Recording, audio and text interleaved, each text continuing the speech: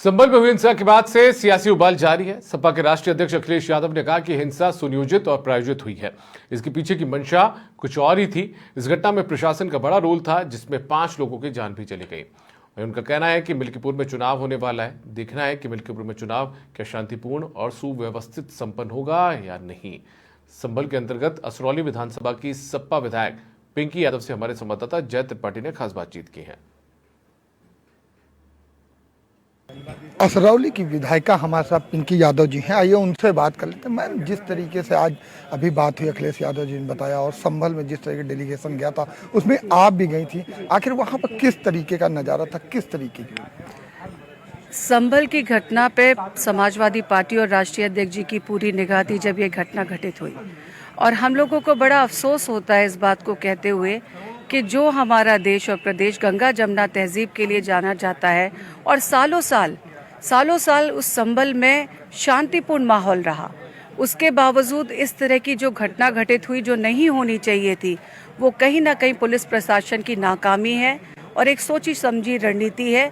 जो मुद्दे हैं, जो जनता के मुद्दे हैं, चाहे वो महंगाई को लेकर हो, चाहे रोजगार को लेकर हो, चाहे वो किसानों के मुद्दे हो, चाहे महिलाओं की सुरक्षा की बात हो, उन मुद्दों से कहीं ना कहीं ध्यान भटकाने के लिए भारतीय जनता पार्टी इस तरह के कार्यकलाप कर रही है। क्या लगता है, जिस तरीके से अभी भी चर्चा चल रही है संभल को लेकर, क्या लगता है आगे क्या किस तरह से कदम उठाया जा सकता है आप लोग की तरफ? मैं तो यही कहना चाहूँगी, क्योंकि मैं उस संभल लोकसभा का एक मेरा विधानसभा हिस्सा भी है। हम चाहते हैं कि वहाँ शांति स्थापित हो, क्योंकि शांति ही सबसे बड़ी ताकत भी है।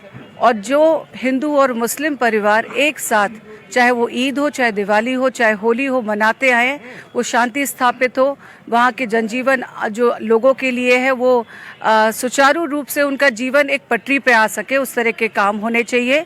और हम सब लोग का भी सहयोग उसमें रहेगा। लेकिन जो घटना घटित हुई, मैंने जैसा कहा कि एक सोची समझी रणनीति, तो कहीं ना कहीं आगे आने वाले समय में और कुछ और ज़्यादा ये सत्ता में बैठे लोग ना करें। मेरा निवेदन है इस संभल की आवाम से, जनता से, कि शांतिपूर्ण अपना जो है शांति बनाए रखें।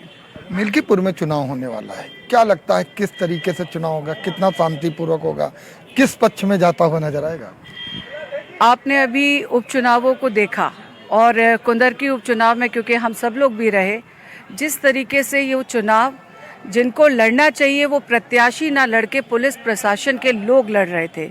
हर गांव में पुलिस की टुकड़ियां छोड़ दी गई थी जो कि मना कर रहे थे, व्यक्ति विशेषों को, विशेष धर्म के लोगों को नहीं जाने दिया जा रहा था।